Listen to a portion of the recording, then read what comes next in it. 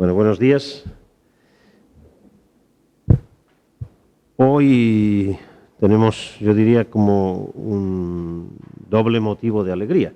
El primero es que, como los niños pequeños cuando empiezan el curso, volvemos a estar en nuestros programas de seminarios. Sé que hace 3 meses que lo echaban todos mucho de menos, que querían todos volverse a encontrar en torno a esta mesa. Bueno, llegó el momento, iniciamos el programa de seminarios del área de filosofía de este año, de este curso 2012-2013. Y el segundo motivo de alegría es que lo iniciamos precisamente con este workshop entre PUC Río, la Universidad Federal de Río también y la Universidad de Girona. Tuvimos la oportunidad de visitar algunos de nosotros Río de Janeiro en un workshop en PUC Río hace unos meses con, por supuesto, una acogida absolutamente deliciosa y, bueno, nos llegó la oportunidad de ser al menos de intentar ser igualmente buenos anfitriones como fuisteis vosotros allá. Empezamos las sesiones con la ponencia del profesor Danilo Marcondes. No vamos a ser muy formales porque no lo somos nunca, así que tampoco hoy vamos a ser demasiado formales ni en las presentaciones ni en los debates. Nos interesan más los contenidos de las ponencias y los debates. Por tanto, evitaremos en los siguientes casos ser prolijos, largos en las presentaciones. Solo quiero decir que estamos muy contentos por esto, muy contentos por vuestra visita. Espero que se repita muchas veces. Los colegas saben que lo digo siempre, pero es como lo de que estoy agradecido porque me hayan invitado. Unas veces es más sincero que otras, ¿verdad? Pues esta es muy sincera de que estéis aquí y hayáis venido. Creo que tenemos que iniciar una colaboración que puede ser muy fructífera entre este lado del Atlántico y Brasil.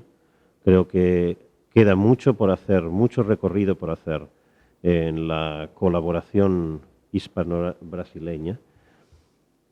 Pero hace unos años, ayer lo hablábamos en la cena, hace unos años se inició de forma relativamente parecida una intensa relación hispano-italiana que hoy ha dado para que sea hispano-italiano, latinoamericano, francesa, ya no sé cuántas, ya hasta los congresos cuesta decir, porque hacemos un congreso cada año y van añadiendo nacionalidades y se está haciendo un título larguísimo.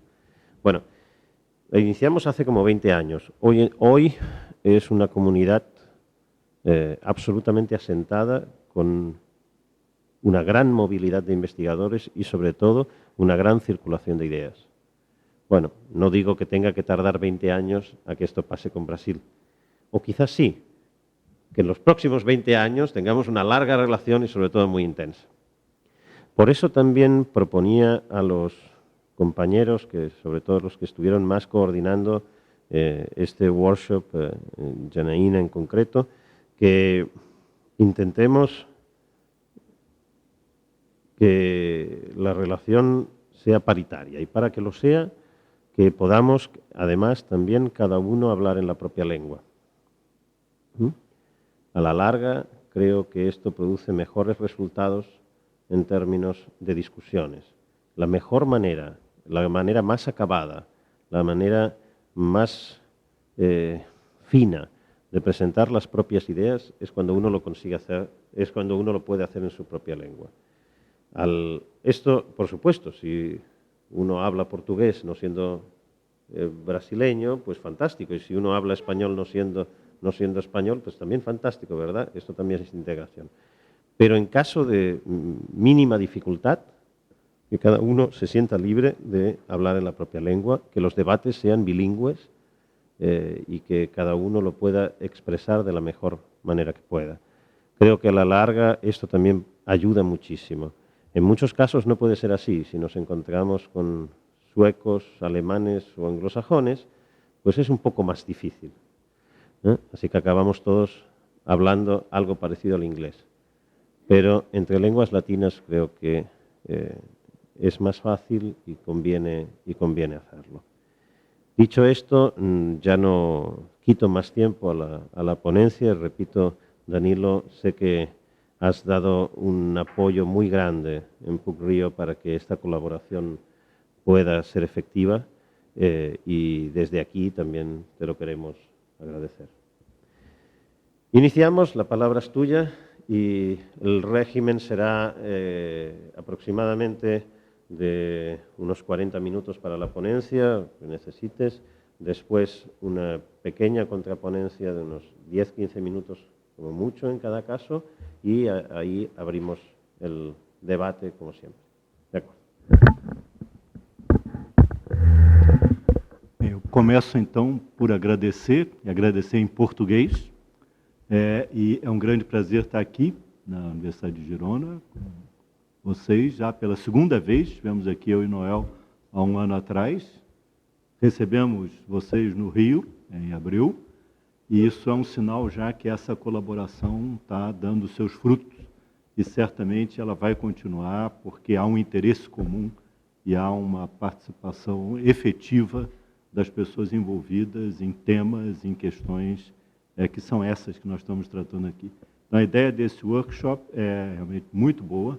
Eu acho que ela concretiza esse trabalho mais uma vez e certamente ela terá continuidade. Estamos aí com um projeto a ser apresentado para financiamento. Isso tudo significa, para nós, algo de muito importante, que é o trabalho em colaboração, que é o trabalho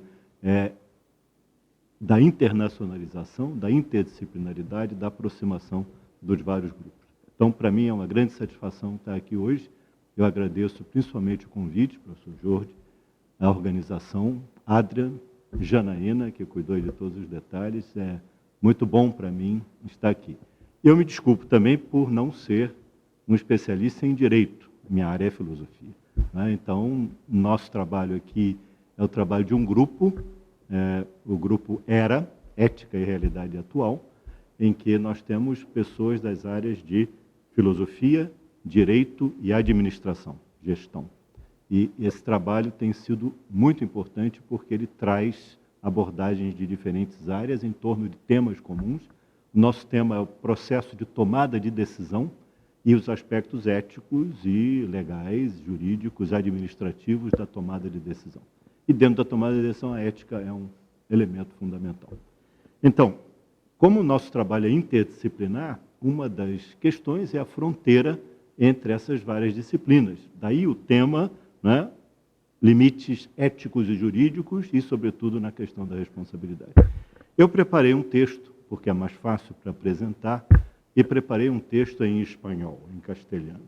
E é claro que eu preciso pedir perdão a vocês pelo meu espanhol muito pobre que eu vou apresentar aqui. Mas é um esforço para facilitar a compreensão. O próximo será em português, prometo. Então, sem mais, eu passo a leitura desse texto que preparei para vocês. O tema é exatamente esse, o do workshop. Los límites entre responsabilidade jurídica e responsabilidade moral. O primeiro tópico é legalidade e legitimidade, uma questão preliminar. É frequente dizer-se, isto pode ser legal, pero no é legítimo. Como se houvera uma instância superior e externa à lei, como a ética ou a moral, em termos de la qual se poderia juzgar-la a lei. Pero, quais são as relações de semelhança e de diferença entre a lei e a moral? Que relações têm e que fronteiras se podem estabelecer e quizás superar? Propongo examinar inicialmente estas questões em dois sentidos. O primeiro, mais amplo, é relativo a relações entre lei e moral que se constata principalmente em situações de cambio de la lei, lo que chamamos de justiça ou direito transicional. São momentos de cambio em la sociedade, de crises ou de ruptura de las práticas ou de las instituições que têm reflexos diretos em la lei e que podem evidenciar de maneira mais clara esta diferença entre lei e moral, que usualmente é menos nítida ou mais implícita. Wittgenstein decía que por detrás de las reglas se encuentran las formas de vida, Lebensform, y que para entender la fuerza de las reglas hay que considerar las formas de vida a que pertenecen. Es en las formas de vida que encontramos el contexto de la moral que sirve de base para los cambios legales. Un ejemplo reciente y muy importante en nuestros países de Latinoamérica son las leyes de amnistía y el cambio institucional que ocurrió cuando las dictaduras militares fueron sustituidas por un régimen democrático. Este cambio solo fue posible porque los valores, las creencias, los intereses y el juego de fuerzas políticas en la sociedad cambió. El cambio en la ley solo es posible porque hubo un cambio en la sociedad y es necesario entender la ley en este contexto más amplio. La idea misma de amnistía es muy peculiar en este sentido. ¿Qué quiere decir este concepto?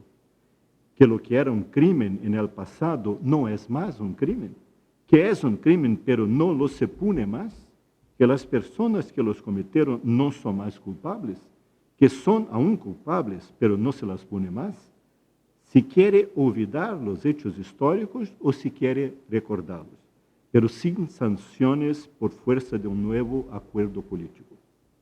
Si comparamos las diferentes versiones de leyes de amnistía en los diferentes países de Latinoamérica, por ejemplo, Brasil, Argentina, Uruguay y Chile, sobre todo, vemos que hay diferentes versiones y aplicaciones de la ley de amnistía con diferentes consecuencias políticas. Hubo incluso cambios en las leyes de amnistía en consecuencia de cambios en la sociedad. Por ejemplo, en Brasil, entre la ley de 1979 y la Constitución de 1988. En Argentina, las leyes de amnistía, las leyes de punto final, 1986, y de obediencia debida, 1987, fueron revocadas en 2003 y los militares condenados en 2011. Por ejemplo, el general Videla fue condenado en 1985, amnistiado en 1990 por Carlos Menem, y una vez más condenado en 2010, cuando se revocó la amnistía. En Brasil, el juzgamiento sobre la guerrilla del Araguaia evidenció las dificultades de se interpretar y aplicar la ley de amnistía. Son cambios desde un punto de vista moral y político que en estos casos nos permiten entender las relaciones entre legalidad y legitimidad. Legitimidad como un concepto moral y político más básico do que legalidad. La amnistía política es quizás el caso más dramático, pero se puede pensar en otras versiones más frecuentes, por ejemplo, amnistías fiscales. Tenemos en todos estos casos la suspensión de un efecto legal previo, evidentemente por medio de una nueva ley o decisión jurídica. Pero lo que explica el cambio en la ley es el cambio en la sociedad que considera las leyes anteriores ilegítimas, mesmo si el daño permanece. Se elige, en estos casos, anular el daño por razones de interés político, más amplio, porque se considera que esto es más importante desde un punto de vista de la sociedad. Se puede también pensar en la dirección opuesta, cuando la ley es un instrumento de cambio en la sociedad o de avances sociales en momentos de divergencia entre diferentes grupos. Por ejemplo, cuando la ley combate prejuicios morales, raciales, religiosos.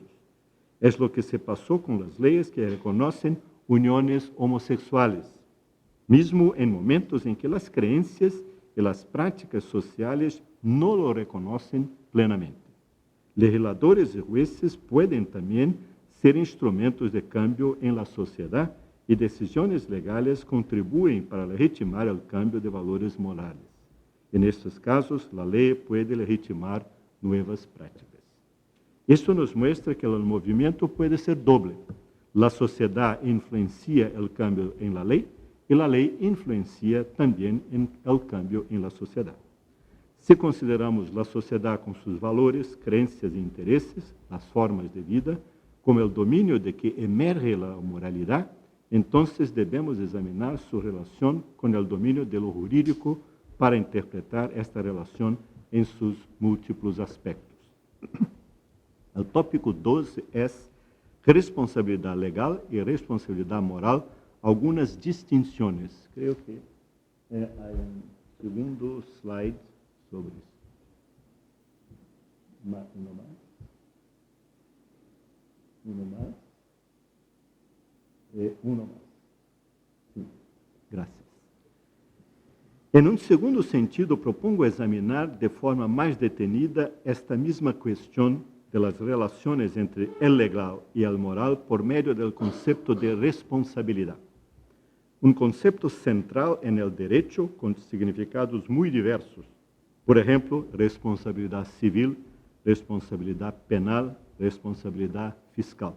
En Brasil tenemos, por ejemplo, la Ley de Responsabilidad Fiscal, aplicable a los ayuntamientos y que prescribe que los alcaldes no pueden incurrir en déficits si quieren recibir recursos federales.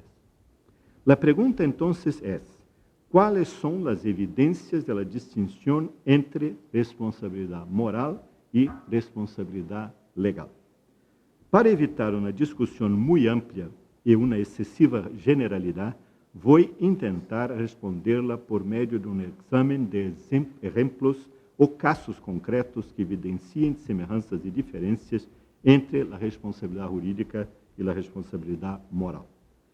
La responsabilidad legal tiene límites más claros o evidentes y la responsabilidad moral es más vaga o mismo más amplia. Llamo la atención para las ocurrencias del término responsabilidad en diferentes significados.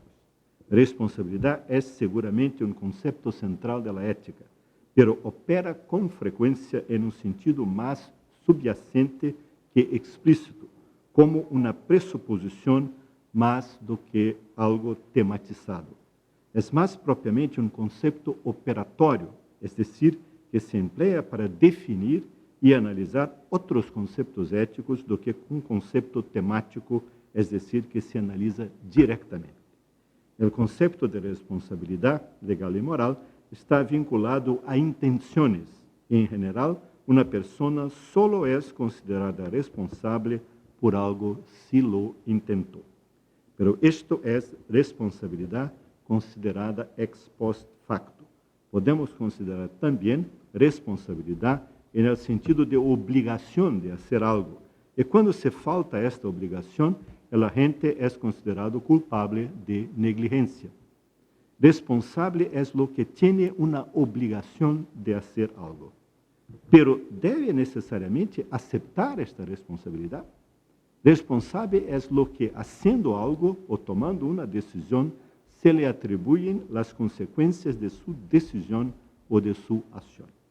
Exploraremos assim algumas das relações entre responsabilidade, obrigação e dever, que, se não são lo mesmo, constituem um campo semântico comum. Minha tentativa é de tratar responsabilidade como um campo semântico, porque envolve muitos conceitos correlatos.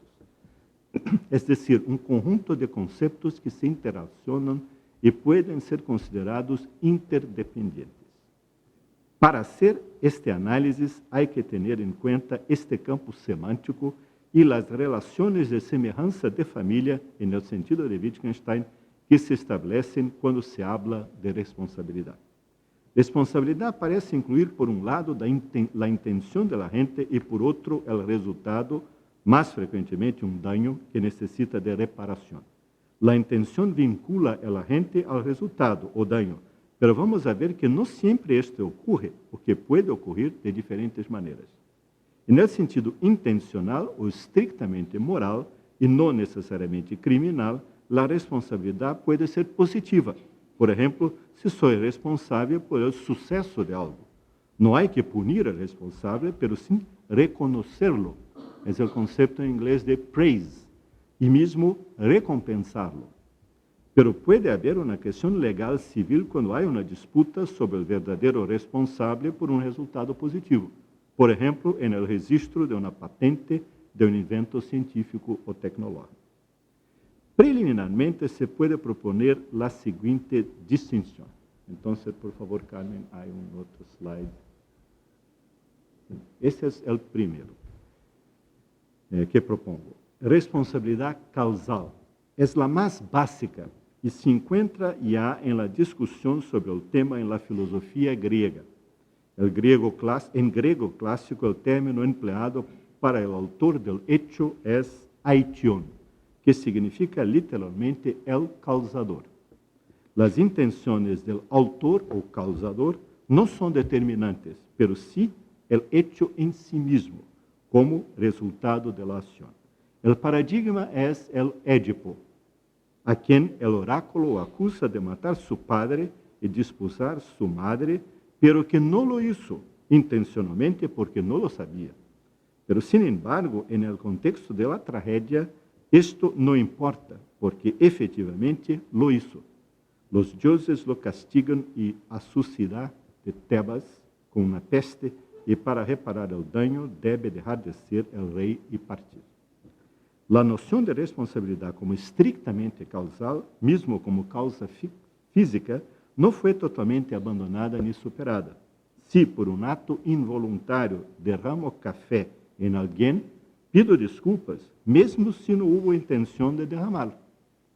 ¿Por qué pido desculpas y se espera que lo pida si el acto no fue intencional? Porque lo causé y debería tener más cuidado o más atención. Pido desculpas por mi negligencia. La ausencia de intención no excusa el acto físico porque el accidente puede ser considerado resultado de la negligencia del autor. 2. Responsabilidad legal. Então, temos slide. Es definida por normas, reglas, leyes. Es lo que la ley establece por una convención. El responsable puede ser distinto de lo que hizo el acto. Por ejemplo, una criança o un menor de edad, en general, no es responsable, pero su padre, madre o precisamente lo que se llama su responsable legal. Un tutor, por ejemplo. La responsabilidad causal no se aplica necesariamente en estos casos. Define una autoridad por medio de la cual alguien es responsable en una institución u organización, el director, el comandante, el jefe.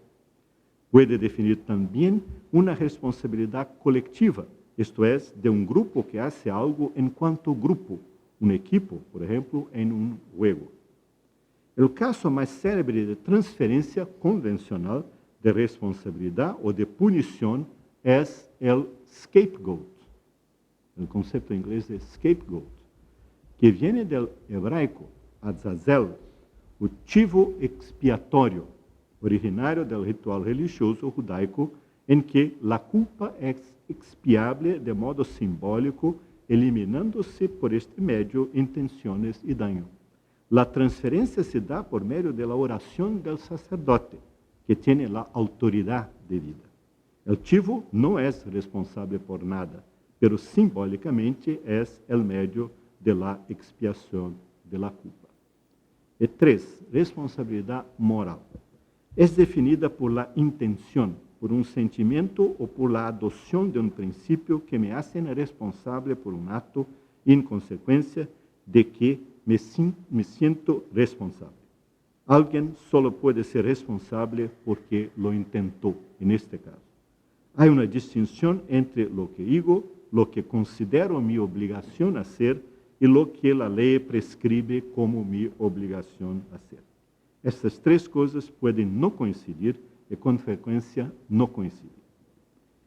Responsabilidad debe ser interpretada entonces por medio de su participación en un campo semántico que incluye deber y obligación. En inglés tenemos los conceptos de liability y de accountability, que indican en que lo que tiene responsabilidad es aquel que acepta riesgos y que si algo no funciona será culpable. Se le atribuye la responsabilidad.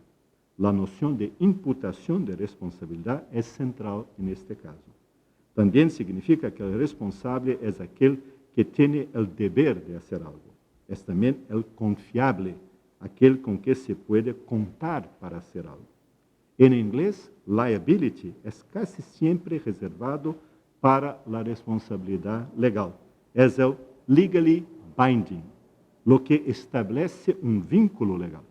Incluso es un termo muy frecuente en seguridad, como con el concepto de limited liability, responsabilidad limitada a determinadas situaciones apenas definibles por contrato. Accountability significa responsabilidad en el sentido de responder por o prestar cuentas. En estos casos hay una dupla relación, ser responsable por algo para o en relación a alguien. Así es que, en este sentido, responsabilidad parece ser casi siempre un término relacional. El concepto de responsabilidad, por todo que incluye, es considerado tan complejo o mismo ambiguo y polisémico que hay autores contemporáneos que consideran preferible, si no abandonar este concepto en el análisis filosófico, al menos sustituirlo, por ejemplo, por los conceptos de praise y de blame, y por conceptos más claramente definidos como el de encargado. El responsable, literalmente, parece ser el que responde por algo, que tiene autoridad, atribución, delegación para hacer algo. Blame significa considerar a alguien responsable por algo, sobre todo en casos negativos, es decir, de daño. Se puede traducir en este sentido por culpar y relacionarlo con la punición. Praise es el opuesto de blame, considerar a alguien responsable por algo positivo, y se puede traducir por elogio y vincularlo con el mérito, el reconocimiento y la recompensa. Propongo buscar un sentido más positivo y no solamente negativo asociado a punición. De cierto modo, nos preocupan más las situaciones en que alguien es responsable por un acto moralmente condenable o por el no cumplimiento de su deber do que los casos positivos. Quiere decir que la blame es más común que el praise. Cuando alguien hace algo de positivo, con frecuencia creemos simplesmente que no hizo más que su obligación y no es necesario praise, como esto fuera el default. Pero cuando hace algo de moralmente condenable, sobre todo cuando hay daño, lo culpamos, punimos y exigimos reparación. El tercer punto es un examen de caso. Entonces, presento un caso como un ejemplo para facilitar la comprensión de los problemas que son involucrados en la cuestión de la responsabilidad. De acuerdo con nuestro interés por la ética aplicada y por la filosofía práctica, propongo desarrollar preliminarmente esta discusión por medio del examen de un caso hipotético que, según me parece, puede ilustrar de modo significativo estas cuestiones y nos permitir elaborar mejor ciertas distinciones en el campo de la responsabilidad, sobre todo porque incluye una situación de conflicto en la tomada de decisión. Y esa es una de las cuestiones más importantes para nuestra investigación de nuestro grupo, el conflicto en la tomada de decisión. Un profesor fue invitado por una institución de otro país a un congreso de ética. Esa institución ofertó pagar todos los costos del viaje y acomodación de los invitados. La invitación fue aceptada y el congreso tenía lugar en 2 meses. El profesor comunicó sus preferencias de vuelos y las fechas de su llegada y partida. Mientras ese tiempo, el profesor fue nombrado miembro de una comisión nacional de posgrado en su país y convocado por una reunión en la misma fecha del congreso. Tenía la intención inicial de ir al congreso, pero una razón más fuerte provocó la cancelación de su viaje. Su responsabilidad consiste en elegir un compromiso en lugar de otro. De pronto comunicó con anticipación de casi 5 semanas a la institución que lo invitara que no más podría comparecer. Pero los organizadores del congreso le informan que ya compraron los billetes del viaje y que no es más posible la cancelación porque fueron billetes promocionales. Entonces piden al profesor la restitución del valor de los billetes. ¿Es el profesor realmente responsable por el costo del billete? Según los organizadores del congreso, sí, por haber asumido un compromiso y el billete no ser restituible. Según el profesor, no, porque los notificó con gran anticipación y porque justificó su ausencia. No lo siente, pero siente, cree, considera, raciona, porque informó su imposibilidad en participar y así considera que justificó su desistimiento y esto le exime de responsabilidad. Los organizadores del Congreso afirman que esto fue muy tarde, porque los billetes ya estaban comprados y que por esto es responsable por el costo de la cancelación y que esto significa un gran costo para la organización. El profesor contesta que no está de acuerdo y que esta práctica de exigir restitución no es habitual en situaciones de este tipo. Evoca así una práctica. Recusa-se a hacer la restitución. Justifica su posición porque no fue informado en el momento que aceptó la invitación que sería responsable si no podría venir. En este caso no hay responsabilidad porque no hubo información sobre la necesidad de restitución cuando fue invitado. No se puede ser responsable por algo sin saberlo. Pero los organizadores insisten y informan que si no les restituye el valor del billete hasta una determinada fecha, la funcionaria de la oficina encargada de la compra será responsable por el pago y por el prejuicio, el daño de la institución, una vez que en el informe final no se puede poner el costo de un billete no utilizado. Esto es lo que se podría considerar una transferencia de responsabilidad y una forma de presión cuando se dice, si usted no acepta la responsabilidad, otro la tendrá. ¿No quieres pagar? La funcionaria lo pagará. Ela es el chivo expiatorio en este caso. Alguien tendrá que ser responsable por lo hecho.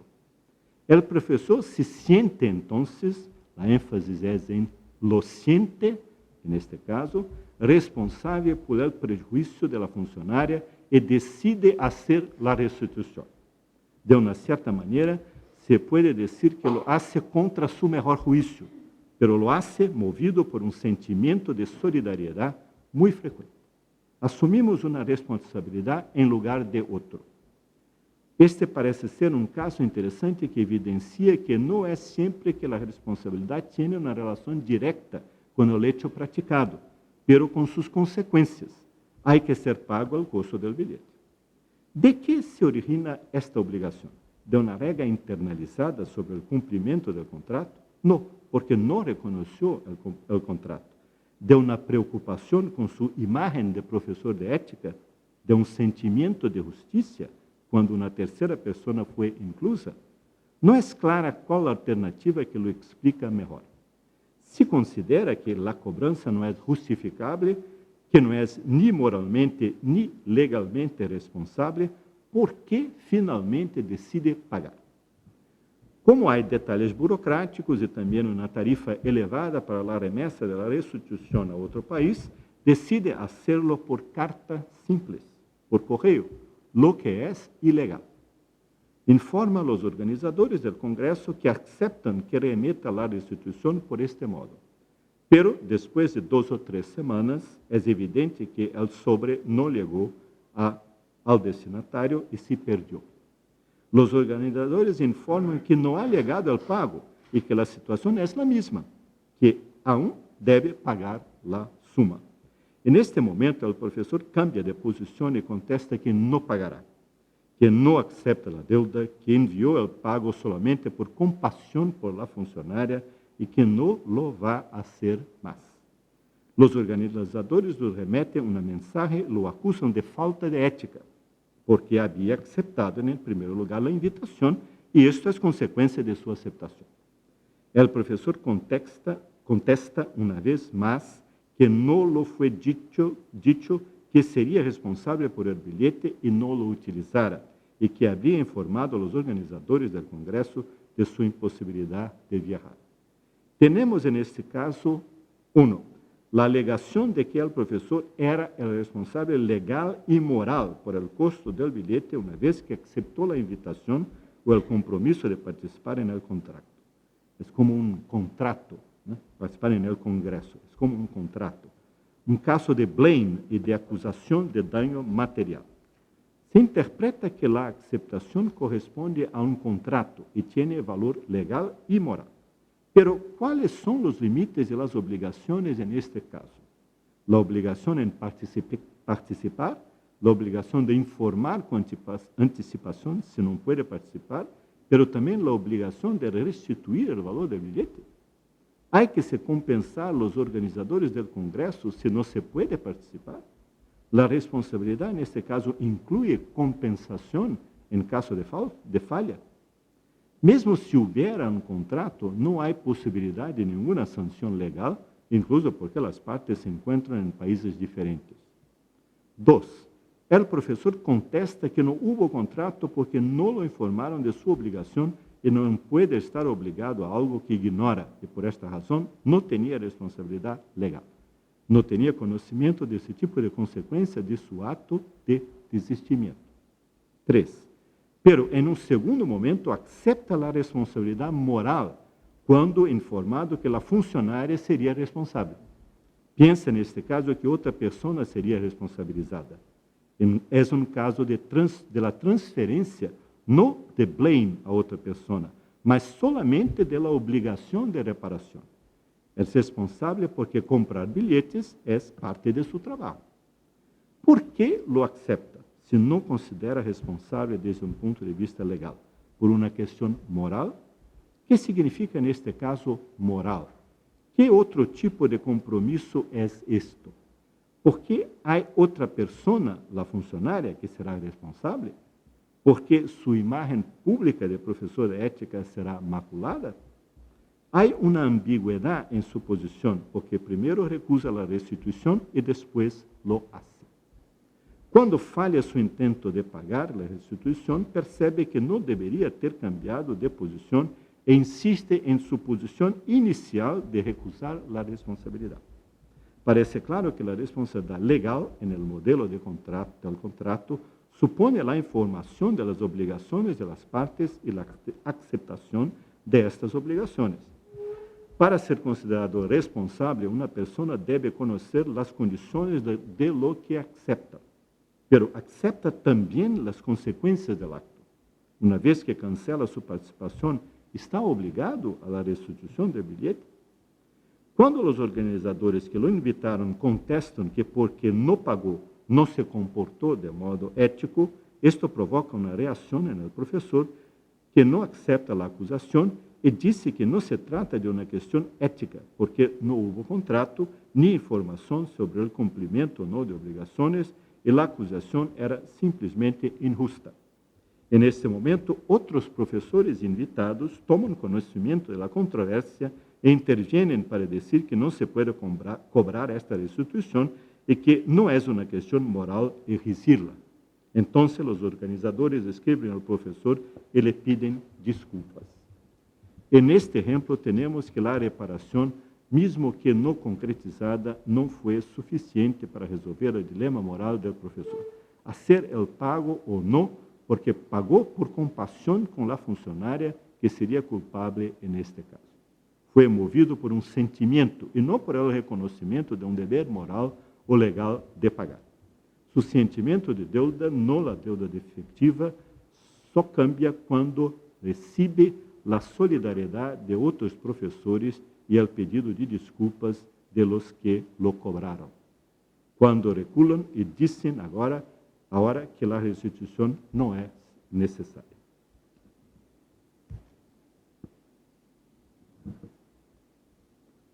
Tenemos aquí un buen ejemplo de diferencia entre responsabilidad legal y responsabilidad moral. Se puede decir que este caso nos muestra que con frecuencia la responsabilidad moral es más amplia que la legal y que tiene siempre una dimensión psicológica. La ley y la moral consideran las personas responsables por sus actos, pero ¿de qué modo son diferentes? Esto depende de la distinción entre sentirse responsable y ser considerado responsable. Sentirse responsable no significa todavía apenas reconocer la responsabilidad legal. El concepto de mens rea, to have a guilty mind, capta quizás este significado de sentirse responsable, de internalización de la norma y, en consecuencia, el sentimiento de culpa en no seguirla. Hay una dimensión en que la responsabilidad es atribuida a alguien y también hay una dimensión en que la persona debe aceptar esta atribución y sentirse responsable. Pero la atribución y la aceptación pueden no coincidir, como en este caso. El profesor intenta disculparse de la responsabilidad moral recorriendo a un argumento legal. No estaba explícito en la invitación, no había contrato de restitución. Pero ese no fue suficiente para el propio que en un segundo momento decide pagar. El sentimiento, en este caso, fue más fuerte que la norma. En un texto clásico de John Austin, el filósofo del lenguaje, no el jurista, intitulado A Plea for Excuses, Austin propone que el mejor o más clarificador modo de se analizar el problema moral de la responsabilidad no es directamente por medio de un análisis conceptual, dada la oscuridad de este concepto que ya apuntamos, pero sí indirectamente por medio del examen de las situaciones en que podemos pedir disculpas o excusas. Esto nos revela cuando excusas son o no aceptables y luego nos indica las presuposiciones sobre la responsabilidad o no del autor del hecho que pide disculpas.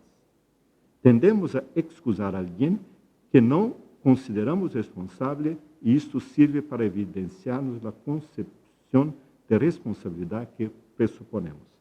Pero excusamos el autor o el acto. Propongo en la dirección de las intuiciones de Austin hacer algunas distinciones para ensayar una manera más productiva de tratar la cuestión de la responsabilidad. El pedido de disculpa es una manifestación de arrepentimiento y de remordimiento, es decir, que el acto no sería repetible en el futuro debido a sus consecuencias. El remordimiento es un arrepentimiento continuo a lo largo del tiempo. En consecuencia, el agente decide que no lo va a hacer más, que siente tenerlo hecho. Disculpa supone la culpa. Es un pedido de perdón por el acto.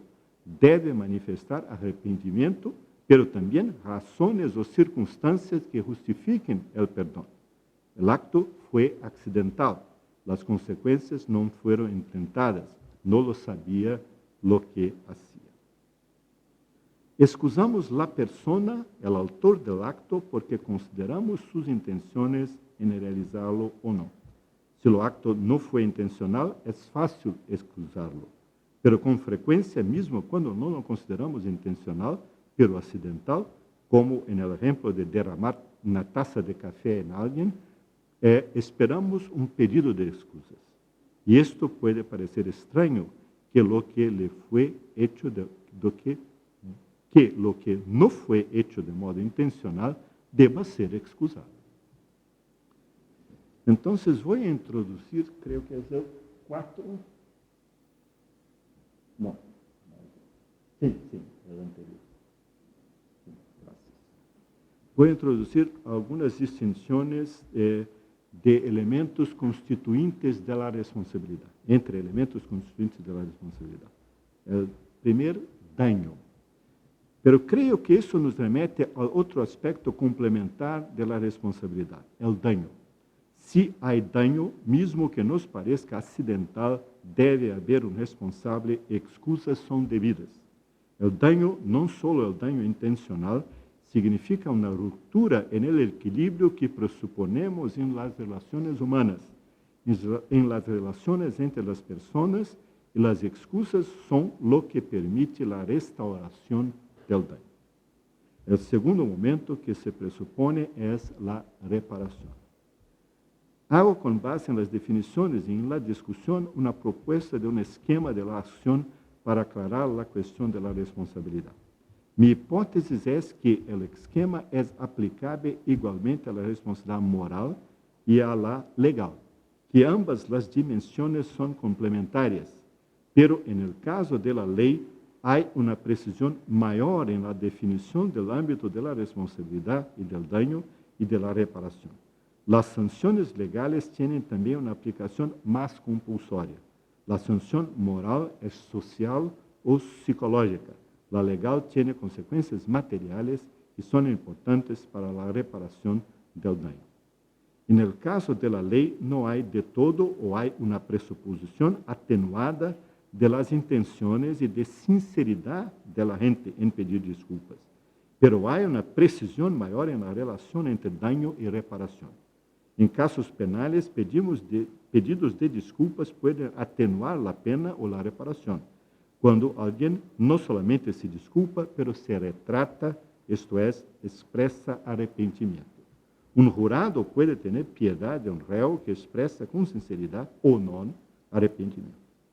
Intención del agente. Efectos causales y consecuencias intencionales de la acción levan al daño, se considerado intencional o no, se considerado según la gravedad. Si ordeno que se abra la puerta porque hace calor en la sala y mi orden es ejecutada, la puerta se queda abierta. Ese es un aspecto meramente causal. Y la sala es en consecuencia más fresca, lo que he intencionado. Pero si un perro entra por la puerta y perturba nuestro seminario, este es un efecto indeseable. La reparación material, lo que es debido también según la gravedad del daño. La expiación, que es subjetiva, con referencia más a la culpa do que al daño. La restauración de la confianza o la renovación de expectativas positivas. El esquema, ya vamos a ver el esquema que tenemos aquí, en el próximo, por favor. Este es el esquema. Es muy polémico y es un gran riesgo que corro en presentarlo, pero creo que es interesante para la discusión. No estoy totalmente comprometido con este esquema, pero creo que es interesante para visualizar. El esquema nos muestra que hay una diferencia fundamental entre responsabilidad legal y responsabilidad moral. Hay una ruptura entre estos dos conceptos, o mejor, entre estos dos contextos en que se emplea el mismo término, el contexto legal y el contexto moral. Mi hipótesis, solamente para fines de discusión, es que no hay una distinción esencial, si se puede decir esto. Es decir, no hay un solo elemento constituinte de la responsabilidad que se encuentra en la responsabilidad legal y no en la moral o viceversa. Pero propongo que hay más un continuum o una gradación desde un concepto más vago o más amplio de responsabilidad en un sentido común que se emplea en la consideración moral y que este concepto se torna más preciso y más formal en contextos en que esto es necesario hasta un sentido legal estricto, en que tenemos normas más formales que definen lo que es la responsabilidad, cuándo y de qué modo se aplica, quiénes son los responsables y cuáles son las sanciones cuando hay daño y necesidad de reparación. Nuestra discusión es sobre los límites entre responsabilidad moral y legal, pero otra dimensión de la responsabilidad, eso solo una sugerencia, es la religiosa, porque creo que está en la base de toda esta discusión, que tienen puntos en común con la moral, pero no se confunde con esta una vez que tiene una dimensión normativa propia y presuposiciones distintas, aunque estrechamente relacionada a la moral. Pienso que esta dimensión religiosa subyace la moral y la legal. Retomando nuestra distinción anterior, mi sugestión es que la responsabilidad moral y la responsabilidad legal comparten los mismos criterios y el mismo esquema. Pero la ley introduce precisiones adicionales en cada uno de estos criterios y presupone una autoridad institucional que las garantiza. Pero, si la moral funciona, como en el ejemplo del profesor, ¿por qué necesitamos de la ley? ¿Por qué la moral tiene una dimensión psicológica muy variable? porque los agentes no tienen clareza ellos mismos sobre por qué hacen lo que hacen y la ley introduce precisiones que eliminan la variación. La discusión filosófica y jurídica sobre responsabilidad y sobre todo el campo semántico en torno de estos conceptos es heredera de la tradición racionalista de la Ilustración, porque supone la autonomía del individuo en el sentido kantiano. El conflicto, la ruptura en las relaciones sociales deben ser identificadas y atribuidas a individuos y grupos que las causaron y que mismo cuando las consecuencias no fueron todas intencionales, si hay daño, hay que repararlo. Excusas, perdón y amnistía son los mecanismos, más allá de la reparación material, que restauran en esos casos el equilibrio o la armonía, que es una presuposición de esta concepción filosófica de la Ilustración. La noción de responsabilidad, mismo que vaga, es importante en cuanto permite la identificación del origen de la ruptura y, por lo tanto, del mecanismo de restauración del equilibrio. Responsabilidad y todos los elementos que incluye puede ser interpretada como uno de los conceptos llave de la constitución de la subjetividad moderna, sobre todo cuanto a la presuposición de una conciencia moral que define incluso la obediencia a la ley como un deber moral.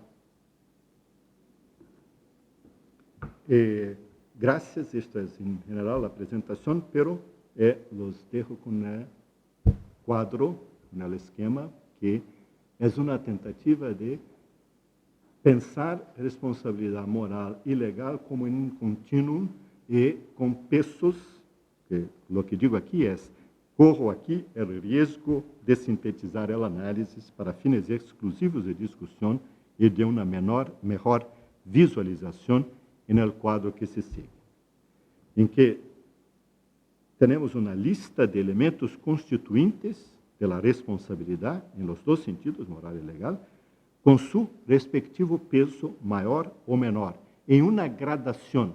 Lo que no está bien representado es la gradación, porque es difícil. Mas tal vez, como me fue recomendado en nuestras discusiones, se podría hacer también una distinción en el ámbito de lo legal entre penal y civil, que puede ser interesante, pero no lo hago en este momento, porque se puede ampliar este cuadro muchísimo, lo creo. Pero el cuadro en sí no es importante, es solamente para una visualización del argumento, de continuidad, de que responsabilidad tiene que ser comprendida como un campo semántico que envuelve esses elementos constituintes y que la distinción entre moral y legal no es precisa, no puede ser precisa, pero debe ser visto con una gradación del más amplio, del más general, hasta el más estricto, el legal en el sentido más evidente, más preciso de la cosa. Entonces, muchas gracias por la atención.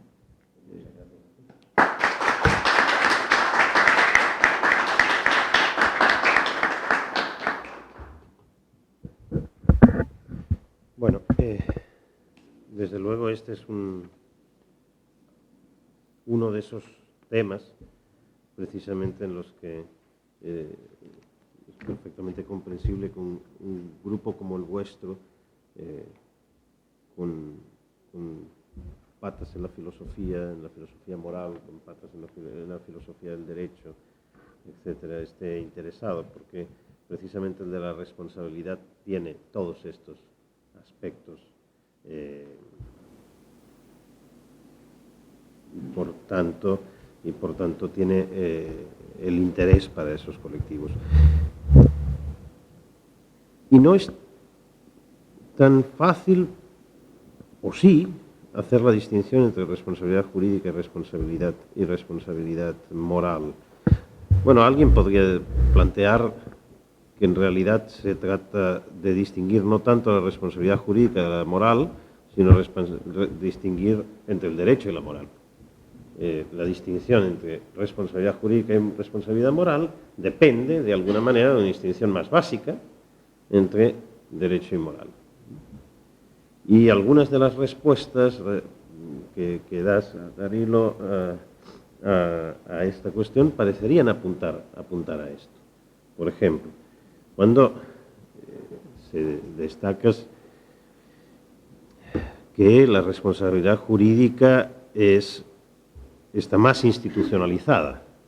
Se trata en la responsabilidad jurídica y un contexto de mayor formalidad. Bueno, uno podría simplemente rescatar que la distinción o uno de los posibles caminos de distinción entre derecho y moral pasa precisamente por el hecho de la institucionalización del derecho por diferencia de la moral.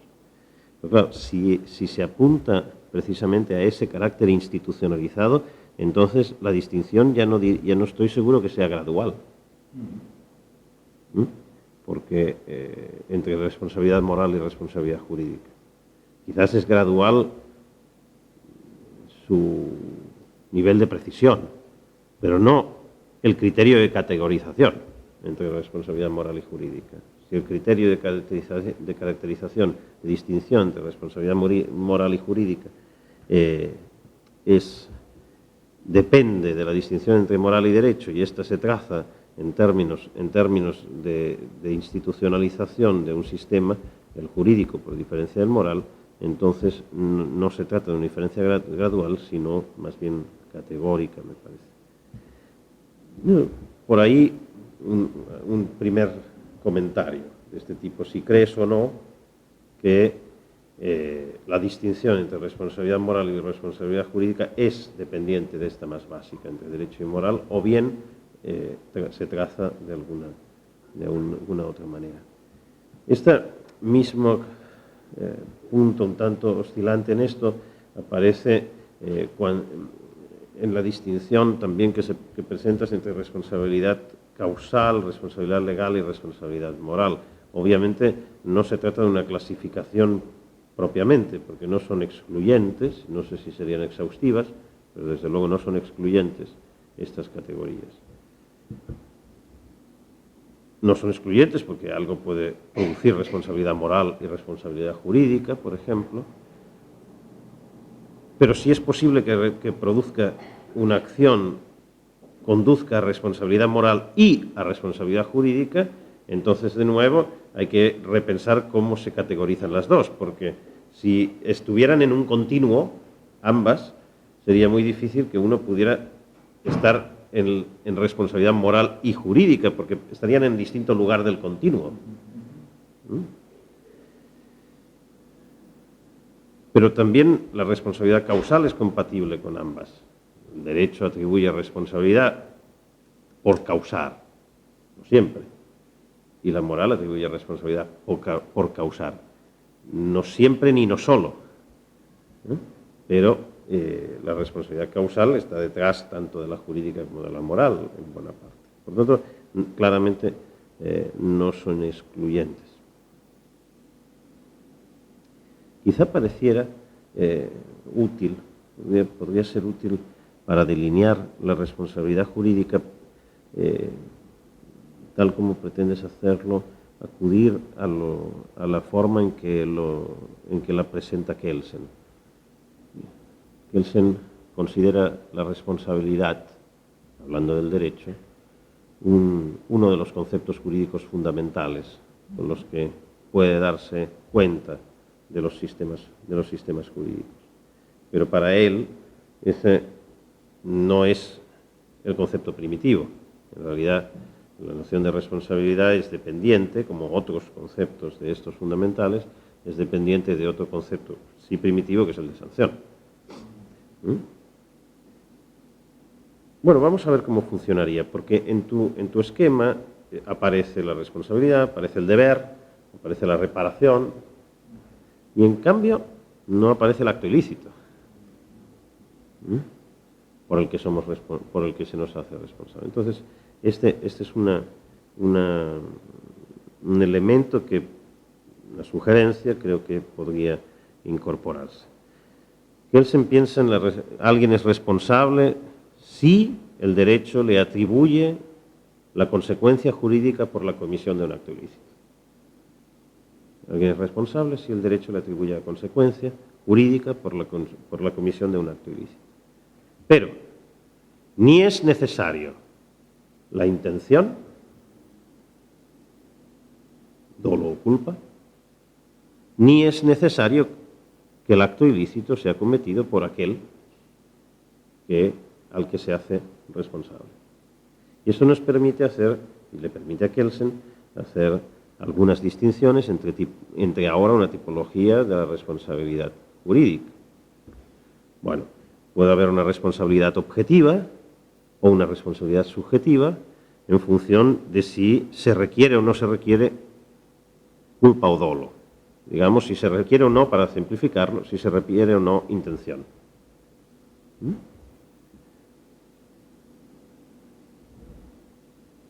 Y puede haber una responsabilidad directa o indirecta, en función de si el responsable fue el autor o no del acto ilícito. Al padre se le responsabiliza por los actos del hijo, indirecta. Al padre se le responsabiliza por la mala educación dada al hijo, responsabilidad ahora directa. Depende de por qué acto se le esté responsabilizando. Y esto me da 4 posibilidades que a su vez pueden entrar en combinación. Responsabilidad directa, responsabilidad indirecta, responsabilidad objetiva, responsabilidad subjetiva. La responsabilidad indirecta es siempre objetiva, pero la objetiva no es siempre indirecta. ¿Cómo puedo dar cuenta con este arsenal del ejemplo del profesor? ¿Y cómo puedo dar cuenta de la distinción entre responsabilidad jurídica y moral, me parece? En el ejemplo del profesor, creo que cabrían, con este arsenal kelseniano, cabrían 2 reconstrucciones posibles, quizás alguna más, pero al menos 2 posibles, depende de cómo demos cuenta del ejemplo. ¿Cuál es el ilícito por el que se atribuye la consecuencia jurídica, se atribuiría la consecuencia en este caso? Supongamos en un primer caso el ilícito es cometido por el profesor. El ilícito es la suspensión del viaje por parte del profesor. Bueno, ahora podríamos decir que el profesor tiene responsabilidad directa, porque fue él quien cometió el acto, y objetiva o subjetiva, en función de si la responsabilidad se atribuye con independencia o no de que tuviera intención. Pudiera ser cuando el profesor dice, no, pero estoy justificado porque fíjese que hay una razón mayor para no ir, que uno dijera, es que es indiferente si está usted justificado o no. Porque esto ya no nos interesa. El asunto es que usted paga por el hecho de no ir, con independencia de si cometió negligencia en ello, si no cometió negligencia, si hubo dolo o no hubo dolo. Paga por no ir, por el ilícito de no ir. En este caso sería objetiva y si en cambio exigimos dolo y culpa, o culpa sería subjetiva. Pero también podemos hacer responsable a la secretaria. En este caso, la secretaria, el ilícito sigue siendo del profesor, pero la secretaria puede tener una responsabilidad indirecta por el ilícito de otro, y objetiva en este caso, porque la responsabilidad indirecta siempre es objetiva. En todo caso, la intención sería del otro, pero no de la secretaria. Uno podría reconstruir el mismo caso de otra manera y decir que el ilícito ahora fue cometido por la secretaria. No es el profesor, sino la secretaria, por haber sacado el billete con demasiada antelación, por no haber pagado un seguro para cancelaciones, por no haber gestionado adecuadamente esa compra del billete. Ella en este caso tiene responsabilidad directa y de nuevo objetiva o subjetiva en función de si le exigimos dolo o negligencia. El profesor ahora no es responsable, aunque por supuesto puede ser solidario con la secretaria y pagar la sanción, que no le es aplicada a él, pero él puede poner el dinero. Y entonces, por eso no le sería exigible que cuando es solidario y no llega el dinero, lo sea 2 veces. Bueno, el dinero no llegó, vuélvalo, envíe otra vez. Dice, oiga, no lo envié porque soy responsable, lo envié por solidaridad. Y siendo por solidaridad, ahora no tengo el deber de volver a ser solidario. El acto solidario fue ineficiente, fue ineficaz, mejor, y por tanto, pero, bueno, ahí estaba mi intención de serlo, de ser solidario, pero no tengo ninguna responsabilidad. Creo que esto lo capta bien. Lo que no capta este esquema, y es interesante ver, es la necesidad del elemento del daño. Creo en el esquema de Kelsen no es necesario el daño, en el tuyo sí. Porque uno es responsable por el acto ilícito, pero el acto ilícito no tiene por qué haber producido un daño. Es el incumplimiento del deber, pero no tiene por qué haber producido un daño a otro. Y esto, no sé si marca o no marca una diferencia entre la responsabilidad jurídica y la responsabilidad moral. En cambio, lo que sí creo que marca una diferencia entre la responsabilidad jurídica y la responsabilidad moral es la posibilidad de responsabilidad objetiva e indirecta en el derecho, mientras que no parece que en la moral estemos dispuestos a admitir responsabilidad objetiva e indirecta. Pero si esto es así, otra vez tenemos una diferencia más bien de categorías, no gradual, entre responsabilidad moral y responsabilidad jurídica. Es decir, hay elementos de la responsabilidad jurídica que no estarían en la manera en que concebimos la responsabilidad moral. Elementos estructurales posibles elementos estructurales de la responsabilidad jurídica que no estarían en la moral.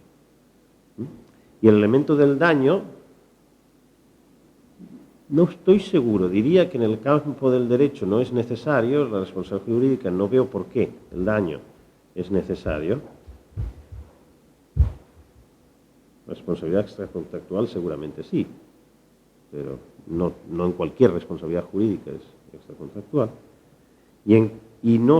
Por tanto, diría que no es estructural en la responsabilidad jurídica y no estoy seguro si lo es en la moral. Si no pudiéramos captar también bien lo que entendemos por responsabilidad moral sobre la base de ser responsable por el ilícito, aun cuando, en este sentido también más kelseniano, aun cuando no se haya producido un daño a otro. Y una última cosa, al final del trabajo presentas una distinción entre sentirse responsable y ser considerado responsable. No me ha quedado claro, sobre esto dos comentarios.